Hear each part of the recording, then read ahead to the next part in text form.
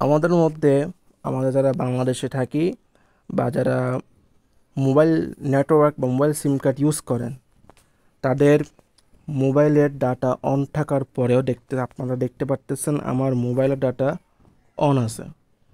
মোবাইলের data on থাকার পরেও অনেকে মোবাইল নেটওয়ার্ক কাজ করে না। যেমন আপনারা দেখতেছেন আমার এখন এই মোবাইল ডাটাটা কাজ করতেছে, কিন্তু অনেকের কি হয়, মানে ইউটিউব চলে না বা ফেসবুক চলে না, কিছু চলে না, মোবাইলটা কাজ করে না। তো ওইটা ফিক্স করার জন্য কিছু ওয়ে আছে, সেগুলো হচ্ছে যে আপনারা মোবাইল ডাটাতে যাবেন, এখানে সিম কার্ড আর মোবাইল নেটওয়ার্ক যে অপশনটা আছে, এই যে আপনারা সেটিং থেকে এই অপশনটা যেতে পারবেন। আপনারা মোবাইলের সেটিং, এই যে মোবাইলের সেটিং থেকেও যেতে পারবেন আপনারা সিম কার্ড আর মোবাইল নেটওয়ার্কের মধ্যে।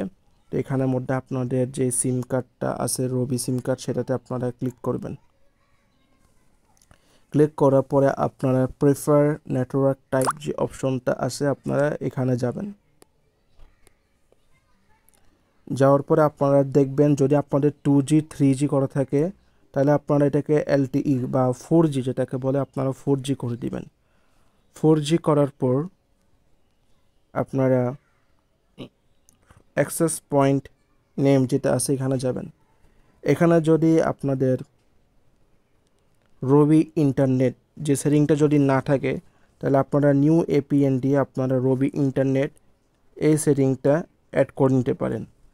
যদি অ্যাড থাকে তাহলে আপনারা এখানে রিসেট বাটন আছে নিচে, রিসেট করে নেবেন।